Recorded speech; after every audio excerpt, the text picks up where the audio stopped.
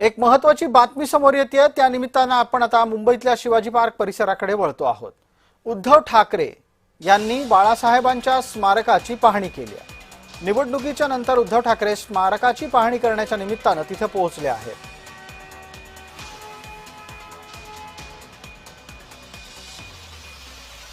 उद्धव ठाकरे बाळासाहेब ठाकरे स्मारकाच्या पाहणीच्यासाठी शिवाजी पार्क परिसरात आले असतानाची ही दृश्य आहेत। आपण ती आता पाहतो आहोत। लवाजम्याच्या सह उद्धव ठाकरे या परिसरात पोहोचले आहेत।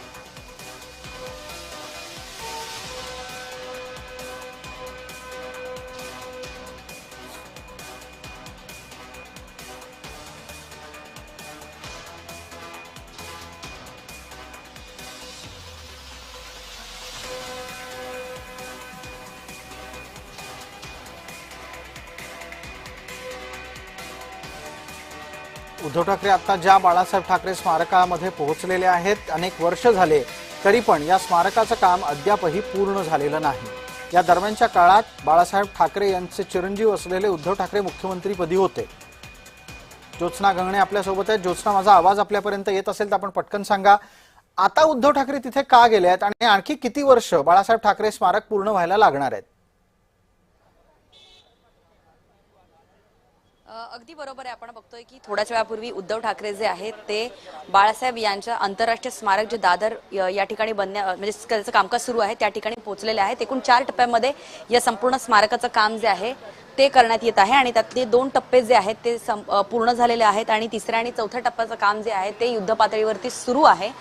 आणि आपण बघतोय की या ठिकाणी बाळासाहेब ठाकरेंच्या स्मृतीस्थळावरती पहिले बाळासाहेब स्मारक या ठिकाणी जे आहेत ते उद्धव ठाकरे पोहोचलेले आहेत आणि पूर्ण कामकाज जे आतमध्ये सुरू आहे त्याचा आढावा जे आहे ते उद्धव ठाकरे घेत आहेत। आणि हे कामकाज जे आहे ते याच वर्षी म्हणजे टप्प्यात 3ऱ्या आणि 4थ्याचं कामकाज जे आहे ते याच वर्षी पूर्ण होणार असल्याचं सुद्धा जे आहे ते प्रशासनाकडून सांगण्यात येत आहे। कारण बाळासाहेब ठाकरे यांचं जन्मशताब्दी वर्ष आहे आणि याच निमित्ताने हे बाळासाहेब यांचं आंतरराष्ट्रीय स्मारक जे आहे ते पूर्ण होईल आणि एक भव्य कार्यक्रम जो आहे तो इथे होण्याचा एक प्रशासनाकडून बेसिक माहिती जी आहे ती मिळालेली आहे आणि त्याचीच पाहणी करण्यासाठी की काम कुठपर्यंत आलेलं आहे ही पाहणी करण्यासाठी उद्धव ठाकरे जे आहेत या स्मारकाजवळ या म्हणजे आंतरराष्ट्रीय स्मारकाजवळ जे आहे ती पाहणी करायला पोहोचलेत। विशेष म्हणजे जेव्हा मुंबई महानगरपालिकेच्या निवडणुकीचा निकाल लागला त्याच्यानंतर जे आहेत हे स्मारक होणं हे शिवसेनेला फार महत्त्वाचं आहे। कारण बाळासाहेब ठाकरे हे नेमके कोणाचे, बाळासाहेबांचा विचार काय, बाळासाहेबांनी आतापर्यंत त्यांच्या कारकिर्दीमध्ये मुंबईसाठी एक प्रश्न आणखी नाही माझ्याकडून आपल्याला आठवत असेल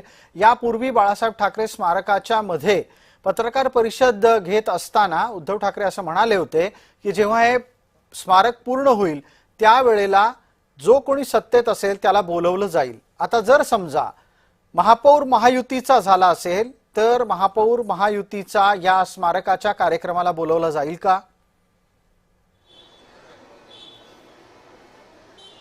नक्कीच जर आपण बघितलं तर केंद्रापासून राज्यापासून अगदी महानगरपालिकेमध्ये जे आहे ते महायुतीचं सरकार आहे आणि ह्या स्मारकाचं ज्यावेळेस कामकाज पूर्ण होईल आणि ते कार्यक्रम सुरू होईल त्यावेळेस प्रोटोकॉल प्रमाणे जे आहे ते महापौरांना बोलवणं हे प्रोटोकॉल प्रमाणे तर मला वाटतं की एक अनिवार्य राहील। कारण आपण हे संपूर्ण स्मारक ज्या ठिकाणी बनलेलं आहे ते महापौर बंगला आहे, त्याच्यामुळे हा महापौर बंगल्याच्या प्रिमाइसेसमध्ये हे स्मारक बनलेलं असल्यामुळे महापौरांना जर या ठिकाणी जर बोलवण्यात नाही आलं तर तो मात्र एक राजकीय चर्चेला एक वेगळं उधाण होईल, वेगळी चर्चा सुरू होईल। आणि स्वतः उद्धव ठाकरे म्हटले होते की जे सत्तेत असतील त्यांना सुद्धा बोलवण्यात येईल, मात्र महापौर हा शिवसेनेचा होतोय का, मग तो शिंदेच्या शिवसेनेचा होईल की उद्धव ठाकरे यांच्या शिवसेनेचा होईल हा नंतरची चर्चा आहे। मात्र सध्या महायुतीचं सरकार आल्यामुळे महापौर जो कोणी होईल त्याला सुद्धा या स्मारकाच्या कार्यक्रमाला बोलवण्यात येईल असं सुद्धा उद्धव ठाकरेंनी स्वतः प्रेस कॉन्फरन्समध्ये सांगितल्यानंतर आता सत्तेची समीकरणं असो किंवा एकूण महाराष्ट्राच्या राजकारणाची समीकरणं असो ती संपूर्णपणे बदललेली आहे। त्यामुळे या कार्यक्रमाला कोण कोण येतंय, कोणाकोणाला इन्व्हाइट केलं जातं याकडे सगळ्यांचं लक्ष असेल। धन्यवाद ज्योत्स्ना या सगळ्या माहितीसाठी।